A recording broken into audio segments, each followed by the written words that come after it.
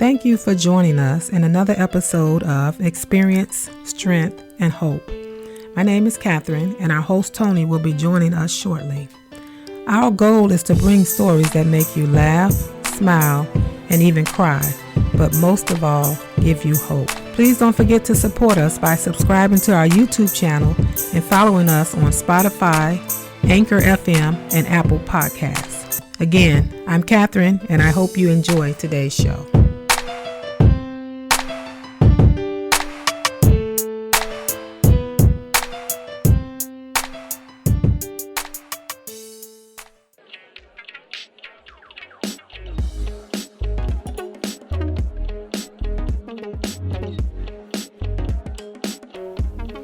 All right, this is Tony the Mayor, and before I start today, I just want to give a shout out to a couple of businesses here in Junction City.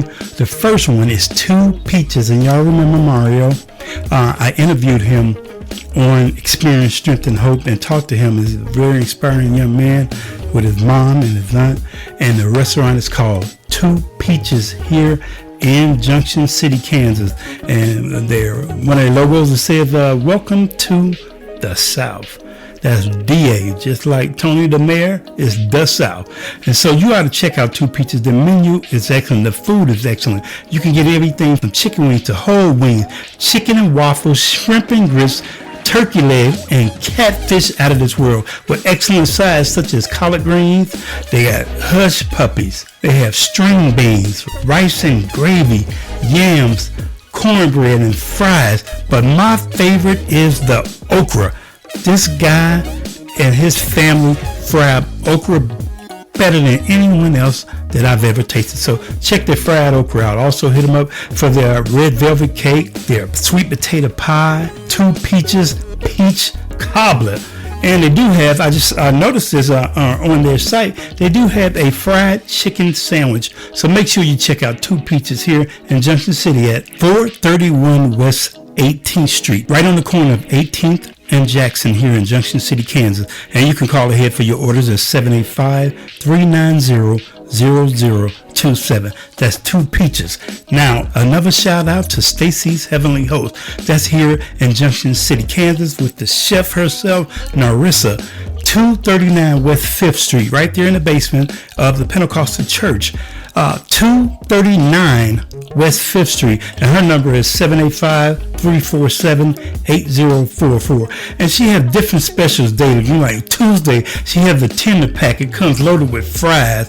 You get chicken tenders and garlic parmesan, lemon pepper, buffalo jerk, and barbecue. On Wednesday, she has a special of loaded baked potato. Now, I'm not a baked potato man.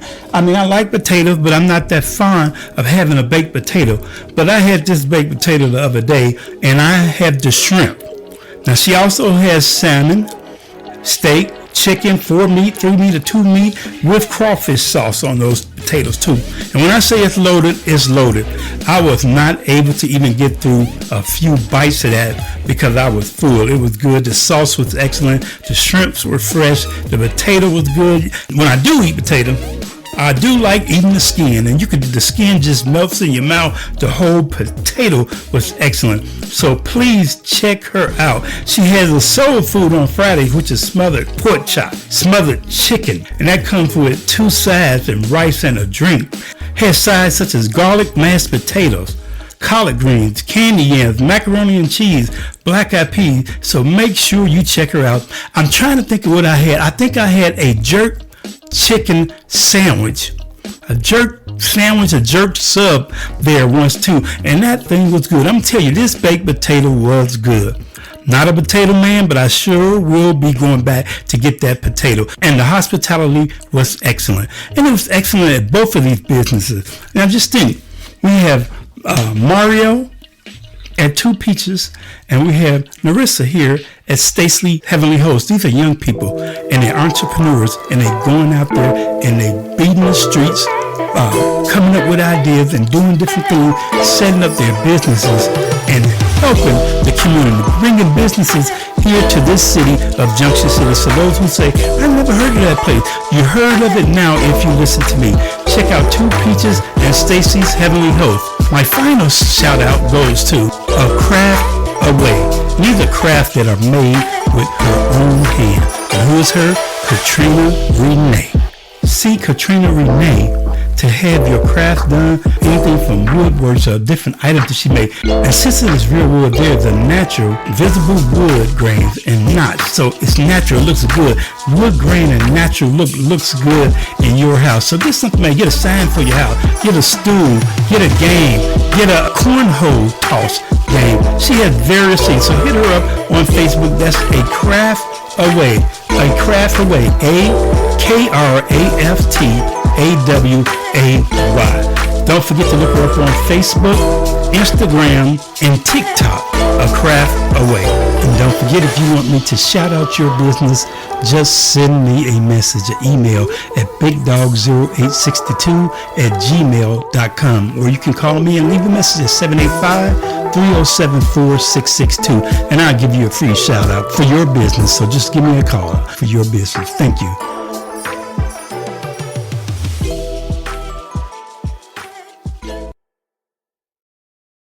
When I first thought about talking about what I'm getting ready to discuss, I was going to just narrow it in on what's been happening here in our city and what's happened in Junction City. But this is really a nationwide problem. A while back, I was reading an article online. It was right when kids first started going back to school in Chicago. And I think one of the schools were Finger, Morgan Park. And they were discussing about how many fights they were having in the school. In the article also, it said that just about every day or a few times a day, the fire alarm was being pulled and kids were leaving out of the school, or well, they had to leave out because of the fire alarm, but they were leaving out of the school and getting involved in fights. But every day, it was a number of fights that were going on in the school. And a lot of it led to them discussing why and what they can do. I mean, because there's always been fights, kids been fighting. It just seemed like an increased amount of violence taking place. Some have said that since it happened, a lot of it started right during the pandemic, or when they first went back in. The pandemic is still going on, but credited to the fact that these kids have been locked up inside, no school online, no social skills, no interaction for so long, that maybe this is the problem with the violence, and maybe this is what's going on. But what is triggering all this violence among young people? And we're talking about young, those schools in Chicago I talk about, those were high school, but we have this happening all across the country, from middle school to high school. This middle school level has shown a drastic increase in violence in school, and mostly it's 6th, 7th, and 8th graders. So by the time they get to high school and they're freshmen, this behavior is just exploding even more. They're bringing this into the high school, and they're immature, you can say that, or younger. As you get to be, I've been in school, so freshman year, you have a lot of energy, you do a lot of things, you're excited about being in a new school, you're excited about, like, hey, I'm a high schooler now.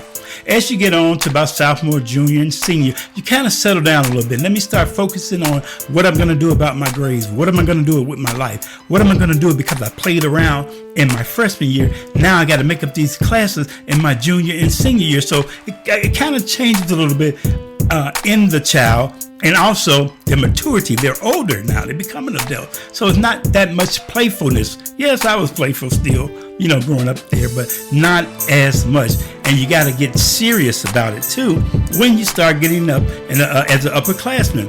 So what is happening? What is all this violence? If you look on TikTok, Instagram, Facebook, you look on those, and a lot of times you see these videos of kids fighting. Now, I'm not just talking about in the school, but they can be fighting anywhere. People are putting up, and yes, we did this when we were younger, and we didn't have social media. We didn't have people there with cameras. We went back and told them what happened, man.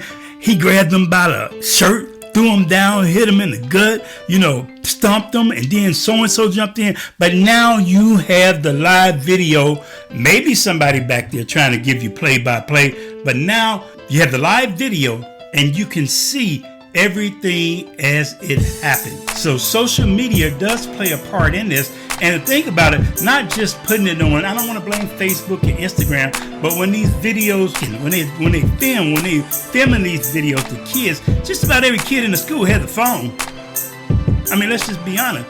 And a lot of times they let them keep their phone with them in school. You know, some schools do it for safety reasons, because if they had a mass shooting or something happened in the school, a fire, the kids could call. They have their phone right there where they can call for safety and for help. So a lot of them have their phone right there where they can call for help. But they're using the phone, you know, when these fights taking place. And once you send it to one person, that person's gonna send it to 2 other people. Those 2 people are gonna send it to 3 other people, and it's gonna keep growing and growing and growing till everyone has that video, and about 5 or 6 or 7 of them gonna put it on Facebook. This one video that took place, and it's gonna give your school, your child, your neighborhood a black eye because somebody decided to film it because somebody decided to film it and put it out there in social media. The internet travels fast. I was talking to somebody the other day. I remember when I was working at a furniture store and we first got our computer that we did all our payments online. You'll hit a button and you'll wait. Next screen comes up, hit a button, you'll wait. I'm sorry, man, we'll be with you in just a minute. But that was technology back then. Now, film it, post it, it's everywhere. These fights. Now, I grew up in Chicago. I always say that I grew up in Chicago. I was not a fighter. And I believe, and I'll say, a lot of these kids are not fighters. They're clout chasers, but they're not fighters. Anytime you have to have someone that you want to fight, and you got to bring all your buddies with you, male and female, then I'll talk about the females in a minute. You got to bring all of them with you to see the fight and help you out. When it takes 5 of y'all to jump one person, that ain't no fight. You ain't no fighter. You a coward. If you got to bring all your people with you, or 2 or 3 people to jump one person, because you got to argue with them, because you got a beef with them, so you got to bring all your buddies in, male or female, you got to bring all of them in to help you fight. I mean, I grew up around some people that were fighters. When they fought, fist to fist, man to man, woman to woman. They didn't have everybody helping them and jumping in and beating one person down unless they were getting jumped in a gang or ran their mouth to a whole group of folks. Then yeah, everybody want to get up. But you have these now that they get in and they say, we're going to go jump this person, jump that person. I've seen the videos. I have children, grandchildren, friends, clients. I've seen these videos to where a year or 2 ago, maybe more, it was 5th Street Park here in our city that they would meet up at to have their fights. They got cameras down there now, but that was the meetup place. I don't think the cameras stopped them because they're still fighting down there. But that would be the meetup place. Meet at 5th Street Park. We're going to fight here. You know, so they have it off of school ground. And they'll have somebody down there. Oh, this is how they do too. You could play friends with somebody long enough. One of the person that is their friend supposedly have them come down there and 5 of them jump them. You are not a fighter. You're not tough. If you got to bring everybody with you to go fisticuffs, nose to nose, cheek to cheek, knuckle to knuckle with somebody, you ain't no fighter. You clout chasing. You say, oh yeah, we jumped them. Or you may be even a coward because you have to get all your friends to help you. Back in the day, somebody say, I'm going to get you. That's who you looked out for. They're going to get you. And you had a problem with them, not with a whole group. But because it looks good in social media and because it looks good on the cameras and on Facebook, Instagram, TikTok, you do it. And speaking of those platforms, have made their own TikTok pages, Instagram pages to post what's happening in the school. One of them shows kids sleeping in the school. One of them shows just invading people's privacy. Showing what the teacher is doing. Filming down the hall when they're walking. Let me show you how bad the lunches are. And posting these things on social media with these phones and putting them on TikTok and Instagram for the world to see. So it's not just like before you heard about news in that town. You pick up the newspaper and read it and you heard about news in this other town. It's being plastered all over the world to see because of Instagram, TikTok, Facebook, Snapchat. Now, I'm not going to say those things are bad. No, because I use them. But it's how you use it. What are you using it for? These violent acts with children are getting out of hand. And what's going to happen is that some young kid, while you're jumping them, you stump them in the head, you're punching them in the head, you and your friends just kicking and stumping. Somebody's going to get seriously injured or maybe even deaf, and you're going to have to live with it the rest of your life while you're sitting in jail. As a young person, going to jail when you're 15 and 16, doing 25 to 30, 15 to 20. You missed all your life because you wanted to jump somebody. You want to get in on it because you think it's funny. It's going to look good on camera, and you start stomping them and beating them because you know they might not have the ability to fight back. And then you get locked up for that violent act. You want to be gangbangers. Back in the day, the gangs would chase you down and find you and jump you. But if jumping for a reason, you in the wrong neighborhood. But these not even gangbangers. They're just kids, little preppy kids. Some of them are little wannabe managed kids that want to get out there and jump someone. What is the problem? I'm going to tell you what's one of the main problems. A lack of love. These people need love. Some things I didn't do to other people because I knew I love my mother. You don't say, well, because of parenting. No, it's because of the love and the respect that I had for my parents, the school, my neighborhood, my friends, my next door neighbors. I just didn't do certain things because of love. It's the love that you have for them that you don't want to let them down. I've always say, and I tell my clients and tell people, young men that I talk to, a young woman, the last thing you want to do is see your mother cry, make your mother cry, and cause her to have a broken heart. We need love. These kids need love, and they need attention, and they need role models that love them and showing them the right way to solve disagreements. How to talk. How to use the language without cussing every other word, but talk to somebody. Because, you got a beef with somebody, you talk to them, you start all that cussing. All it's doing is create them to be more angry because you cuss them out. But how to go to somebody and talk to them. We need social skills and them to teach them social skill. Now listen to me. I was 17 with a child, came in the Army, but I was 17 still in Chicago with a child. And when I got here to Junction City, my wife was 17. I was 18 by the time we got here, and I didn't have anybody to tell me, you're not going to do this, you're not going to do that. What I survived on was the teaching I got from my football coach, my aunties, my uncles, my grandparents, and my mother and my father. People in the neighborhood, next door neighbor. I survived on that I knew what to do and what not to do. Every now and then I get a hair up my butt and decide to try to do something or do something else, but I knew that wasn't me, and I wasn't about that life. It was just certain things that I just didn't do, that I knew I couldn't do, and I didn't want to do. I've read articles and I heard stories about we're living in a generation where kids are raising kids. Kids are the parents. Young people are the grandparents. Young 29, 30, 32, or whatever are the grandparents. It's because the society is so young and these people don't know any better. I've read articles that said that and had people say it to me. And again, I say, and I know it was a different time and era. 16. I was 17. We had a child.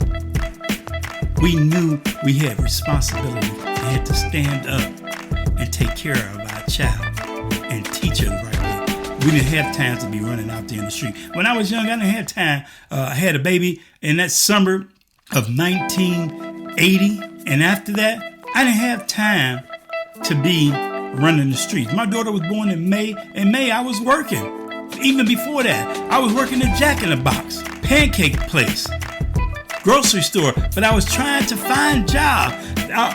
People had me going out to factories way out in the suburbs to try to find jobs. I knew I had to take care of this child.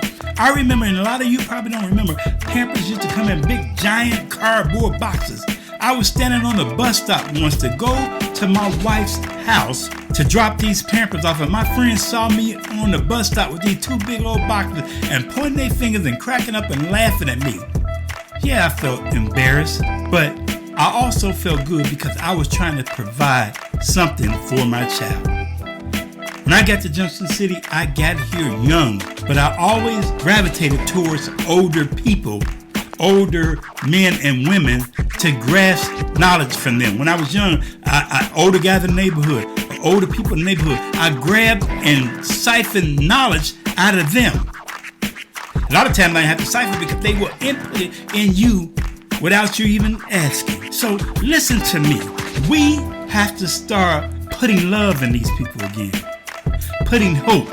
One thing you got to do is quit talking about your city. You down the city, it's bad, y'all. Leave it to Junction City. Leave it to this city. But that's where you live. You'll be the better person. You so concerned about it and saying the parents ought to do this and the school ought to do that. Why don't you take up task of going into the school and volunteering? Come to some of the football games. I see a lot of people at the football games, but come to some of the football games. Come to the parents-teacher conferences. Go to the school board meeting. A lot of you want to go out and protest and do these things, but you won't go to a parents-teachers conference, school board meetings. You don't want to go to a school board meeting till you found out somebody that you thought should be there got fired, and now it's racial injustice against them. So let's go protest. Let's call the NAACP. Why you shouldn't have to call the NAACP. You should be a member already. Oh, you shouldn't have said that. At a teenager, 13 and 14, I was a member of the NAACP. I went to different states. Lexington, Kentucky, Charleston, West Virginia, St. Louis, Louisville, I think we went to, Atlanta, Georgia. Went on these trips with the NAACP to learn how to be a seasoned adult and not wait till something happens to your child for you to put it on Facebook so you can get 600 likes. Where was you before then? What was you doing? Sitting up in the crib? You gotta be the example. As a young person, the people in my neighborhood got me involved in the NAACP. That's why I wasn't in the Gangster Disciple, Blackstone Rangers, El Rookie. That's why I wasn't doing that. Because I had young adults. My youth leader was a young adult. We had older people in there too that took us on these trips, had us in hotels, had us going to youth meetings, sitting in conferences, listening to Alex Haley I met as a child. Alex Haley I met. Benjamin Hooks, Billy D. Williams, Gladys Knight and the Pips, in the hotel with all these people. I met Jesse Jackson. And when I say met, I didn't just pass them by. I shook these people's hands. I got hugged from them. I stood in the elevator with the Pips in St. Louis. They took us there, had youth parties where we would dance and we learned how to be adults, young adolescents. We learned how to be. Yeah, we were sneaky. We wanted to try to low crawl down the hall to the girls' room and knock on their door in the hotel. We had caring adults that had love in their hearts. Say, you better get back in that room, or I'll call your mama right now. Now rewind. Back to the NAACP. They taught me a lot. After school program, that's where I learned how to do photography that I use as a trade now on the side. Everybody talking about side hustle. You may have learned how to sell weed, run the streets. I learned how to do photography. I learned how to play tennis as a young adult at Lakeshore Racket Club. When I would get there, I would be one of the few African American people there, and one of the only, when I first started going to Lakeshore Racket Club on the north side across from DePaul University, the only black kid in there. Going in there, changing in the locker room and getting my stuff ready. And these people showed me love. No, they weren't black people, but they showed me love back in the 70s. Would get out there on the tennis court and show me how to play tennis, show me how to swing, show me how to serve, show me how to dress.